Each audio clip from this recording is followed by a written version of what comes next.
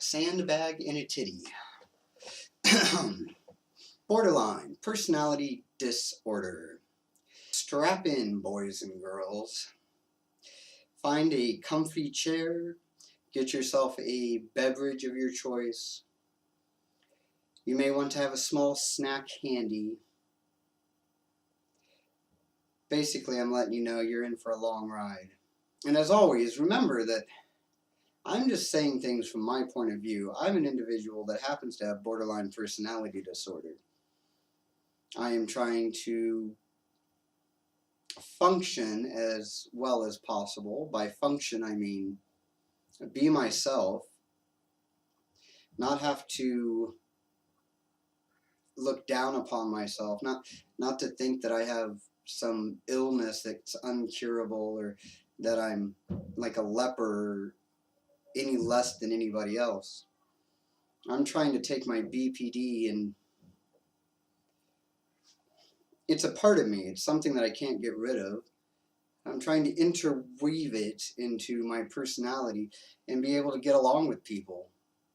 Make it that little quirk instead of, oh, it's that guy with BPD. He's a bastard. He's a monster. It's like, oh, there's Mr. BPD being all wacky again.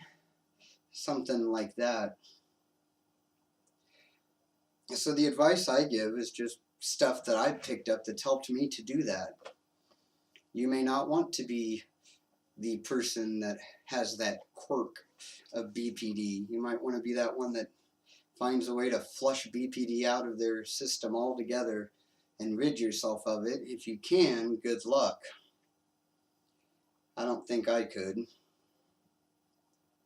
Or you could be an individual that doesn't want to do anything about their BPD, that's who they are, that's who you are, and everybody else around you be damned, because you're not going to change for nobody. You're a special, unique butterfly. And there's nothing wrong with that either. Well, for me, there's nothing wrong with that. Whatever any of you want to do is your choice. I'm not here to tell you what to do, steer you in any directions. My videos are antidotes. They're mostly satire. There's a lot of satire. Maybe I didn't make that clear. Or this channel's changed too. You go back, you look at my videos from about 2-3 years ago, and it was very hardcore BPD. By hardcore BPD is I had borderline, and I was a special snowflake. The world be damned. I wasn't changing for nobody. That was my position. The world would change for me. I wouldn't change for the world. And I was out to burn the world down. That's the videos you got about 2-3 years ago. Over the last 2 to 3 years, I've gone through a lot of changes. A lot has happened in my life. These videos are a journey of that. I'm no longer in the burn the world down, world be damned mindset. I've shifted a lot. My goal, my actual goal, is to one day be in that mindset of loving the world. I want to love the world so badly. I always say that I need love, that I don't get love, and I want love from others, but if you don't have love to give, how can you get love? If you can't give it, how can you receive it? Maybe the reason I can't find love or that feeling of being loved is because I'm lacking it within myself. I can't love somebody. I can't give love. So how can I receive love? Motherfucker. Hello?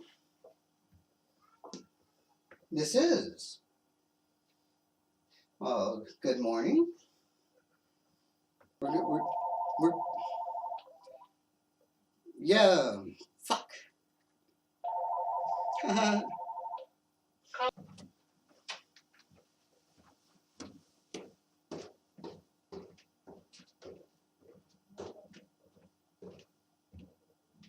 Nothing matters, though. I did the video yesterday, for instance.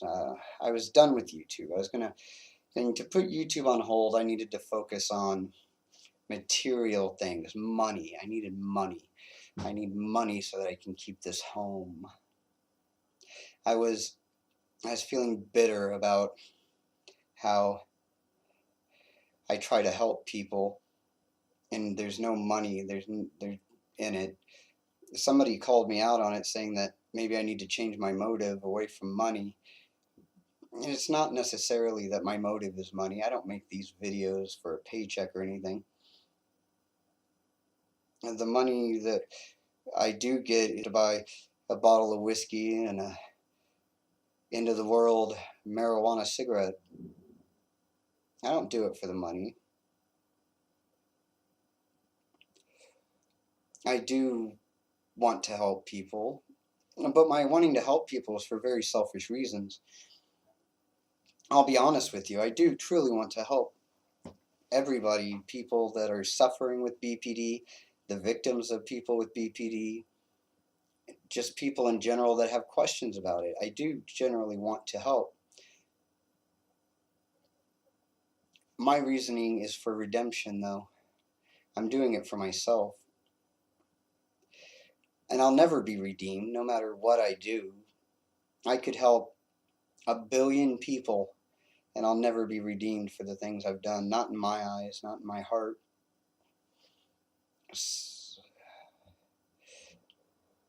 But I'm not really doing it for the people that I help. It's a side effect of my redemption. So it all works out. That's what the money thing I was talking about is supposed to be. I need to redeem myself, so I need to help others. I choose BPD because, well, the people I hurt was because of my BPD. Well, it was because of me. My BPD played some parts in it as well, but ultimately the decision was mine. I did the things. So I figure if I can help others in that situation, then maybe I'll get some redemption. Well, along the way, I get to help people out. Their lives are better. I'm getting redemption. I just thought it would be, the icing on the cake if some money came along with that as well, as a side effect of the helping. I still got to come up with the $4,000. I think it's going to happen, though, and it doesn't matter anyway. Why? Because nothing matters. Not really. Not the trivial stuff. The stuff, mortgage doesn't matter. Who didn't take out the garbage or do the dishes. Where I work, where I don't work. How much I make, what kind of car I drive. None of that stuff matters at the end of the day. We all think that these things matter, and then they cause us worry, stress. BPD is constantly filled with these illusions of things that matter that don't matter. All of us are caught in this illusion. Even the norms are caught in this illusion of thinking things matter that don't. We're plagued by it. In the end, none of it matters. And if you can realize that none of it matters, then you're free from it. I'm no longer stressing about the house or what's going to happen because it just does not matter.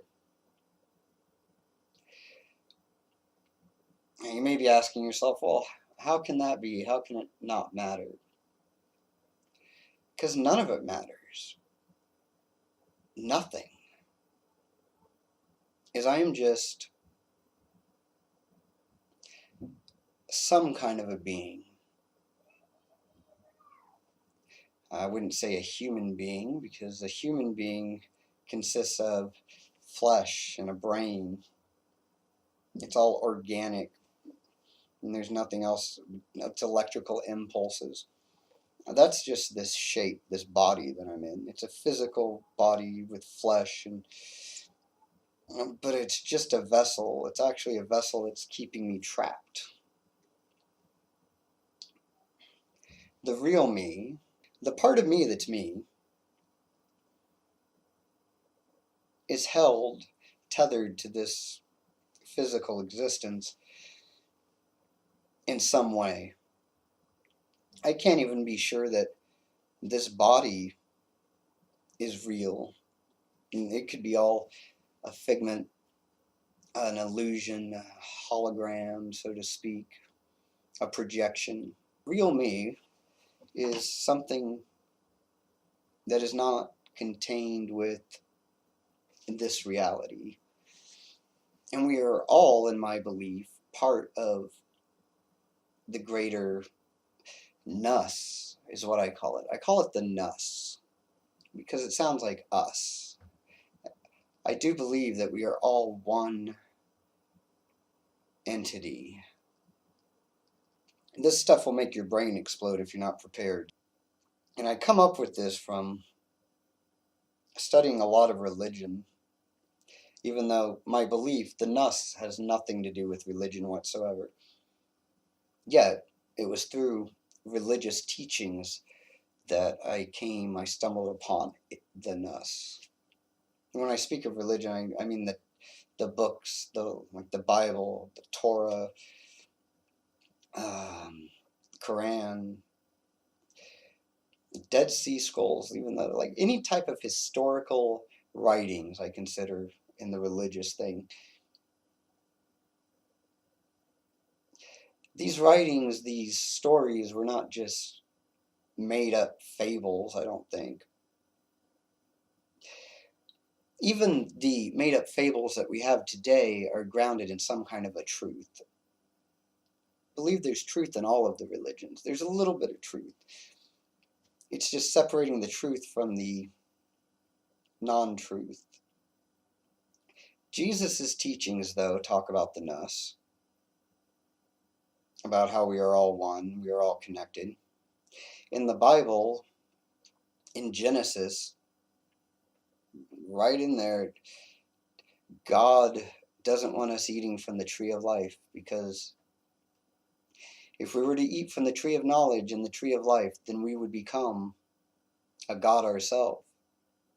It all starts with simulation hypothesis, that we are living in a simulation. And this started because when you break things down to a quantum level, things start acting as they should not. You can look at a particle and it can change just because you're observing it. If you want to know more, you really should look into the simulation hypothesis and hear it from actual scientists that can describe it way better than me. But the basic gist, the really skimmed down version, is from a scientific point of view.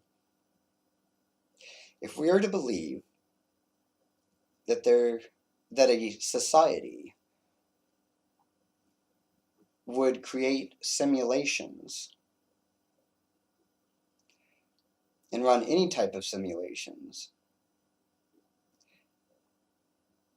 then we have to assume that we are in a simulation. The odds of us being that civilization that runs the first simulation is very highly unlikely.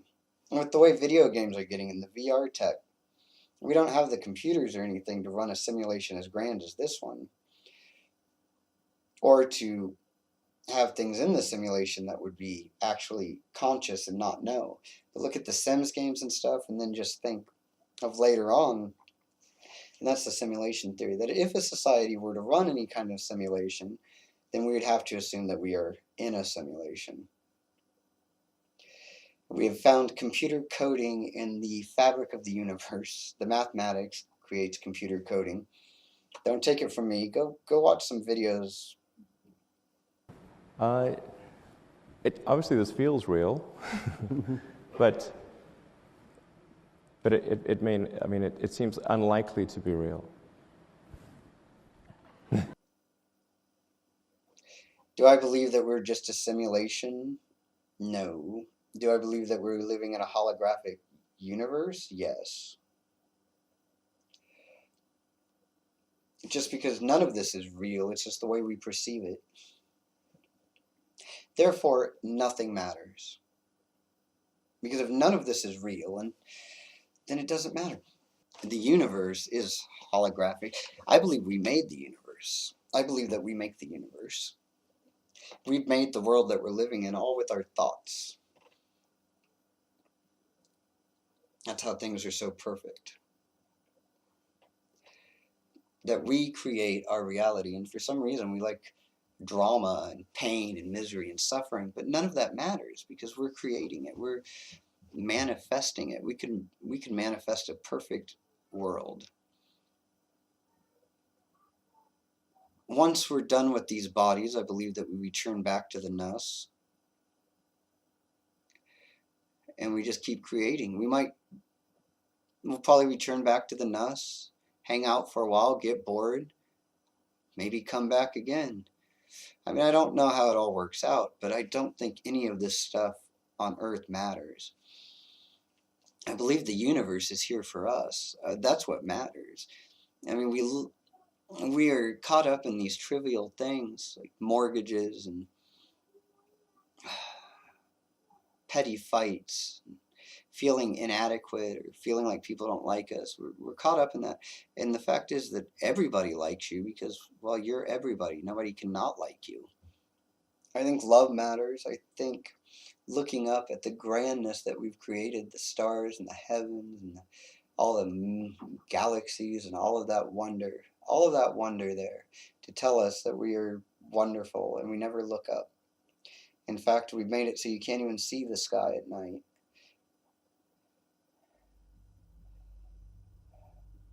I need to remember not to smoke the end of the world zombie marijuana cigarette before turning on the camera.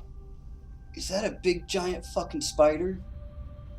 Oh my god, there's a big fucking giant spider. What do I do?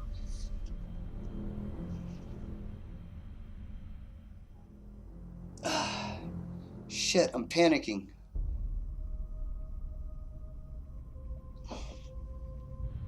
Panicking.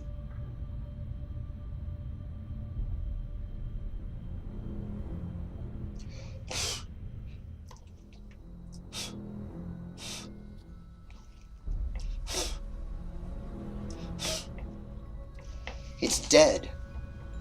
I think it's dead already. Or it's playing dead. I need to know.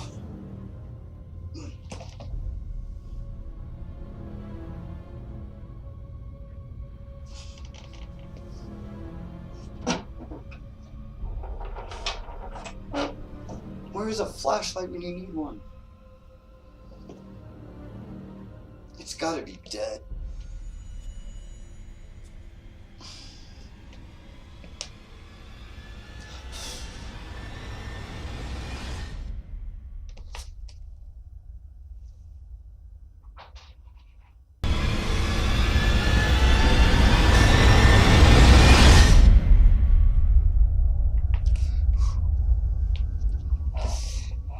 So apparently there was a big giant spider, and I must have stepped on it before I noticed it because it's dead.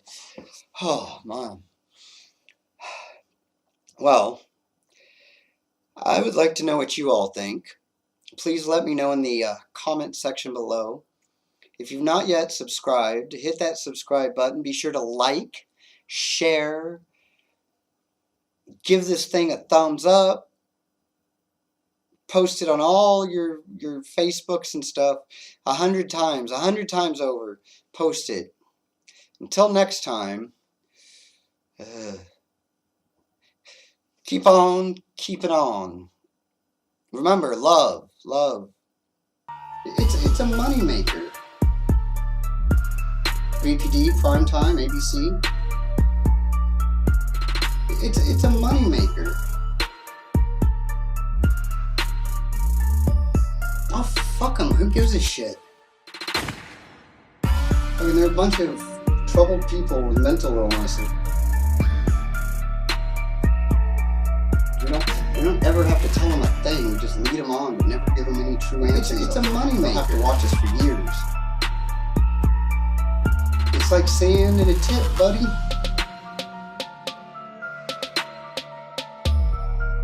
It's a money maker.